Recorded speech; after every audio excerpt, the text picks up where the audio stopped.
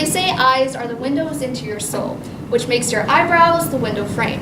With that being said, it's important to know how to maintain them and fill them in.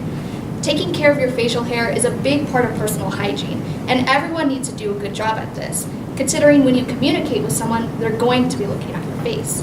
As someone who suffers from TES, or thin eyebrow syndrome, I can promise you by learning these easy tips, your brows can be on fleek.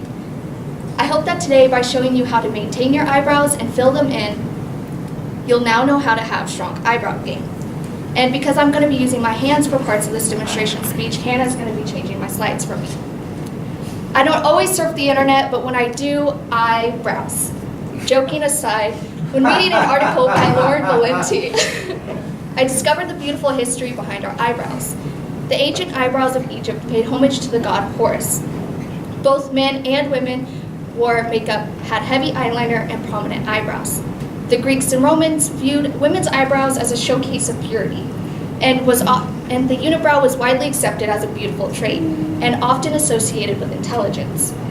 The medieval women viewed domed foreheads and plucking their eyebrows endlessly as an alluring trait, and some often dyed them reddish as a pledge of allegiance to Queen Elizabeth. By looking at the past of our eyebrows, it can help us get a better understanding that they have been making a statement for a while. So let me pluck at the ways you can maintain your eyebrows today. Before we start, let me explain some of the tools you'll need. All are very inexpensive unless you decide Supreme tweezers are worth your money. The first tool is a pair of tweezers to pluck away at any extra hairs. The next tool is a spoolie brush to brush any of your eyebrow hairs in place. And last but not obviously, a mirror so you can see what you're doing. Let's also talk about the basic eyebrow shaping techniques. There are 3 points on your eyebrows: the inner edge, the arch, and the tail. Now, I'm going to make marks on my face where each of these points lie. Now, because I already filled in my eyebrows, you can already kind of tell where they lie, but if you haven't already, just take an eyebrow pencil and go ahead and make marks. Now, I'm going to take my spoolie brush and brush the hairs upward first, and then pluck any of the hairs at the bottom if there's any extra, and then I'll do the same up top. Now, looking at most of you, I really hope you take my advice. Don't take it personally, but I'm sure a partner would appreciate someone who can take care of their facial hair. And filling in your eyebrows uses the same concept. Now, personally, I have very thin eyebrows.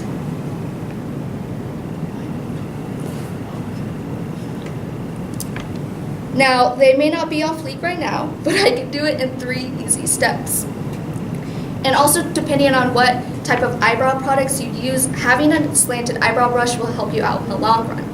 For me, as I'm someone who fills in my brows frequently, I buy something that I can replace easily and is on the cheaper side. This is ultimately up to you when deciding what you want to use. I would suggest experimenting until you find something that best suits you.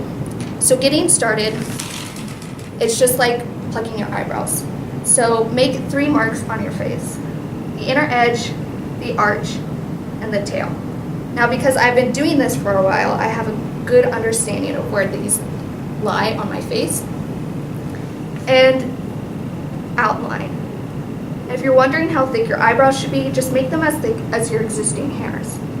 Now, because my hairs are really hard to see from far away, I provided you with some pictures while I outline. All right, now I'm done outlining. Step 2 requires that you fill it in with product. Now, this is completely optional if you decide this is something acceptable enough to go outside with. But in all seriousness, I would recommend starting at the tail first and working your way in.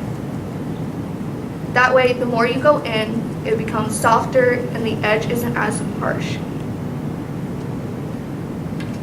Okay. Once that is finished, step 3 is basically the cleanup job. Now, we're all human and we all make mistakes, and if you're a beginner, they're gonna happen frequently.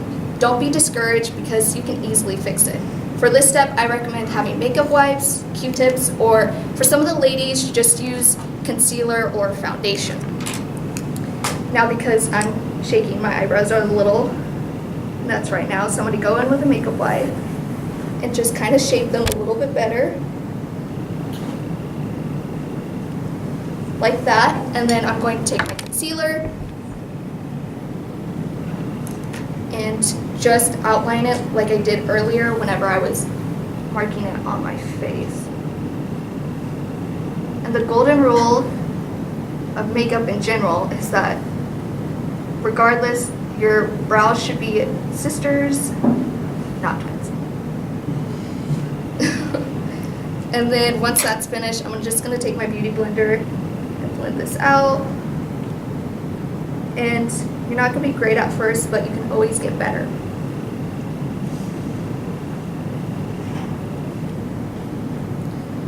All right. And if you ever mess up, just go back in and with the tool you used earlier and fix it. Now, reviewing back to what we've learned today, the history of our eyebrows have been making shape for a while. And when maintaining your eyebrows, remember the 3-point technique and apply it when filling it in. Now, don't lose faith in yourself. You may not be great at first, but you can always get better. Take me for example. Yikes. I hope that today, by showing you how to maintain your eyebrows and fill them in, you will now know how to have strong eyebrow game. Thank you.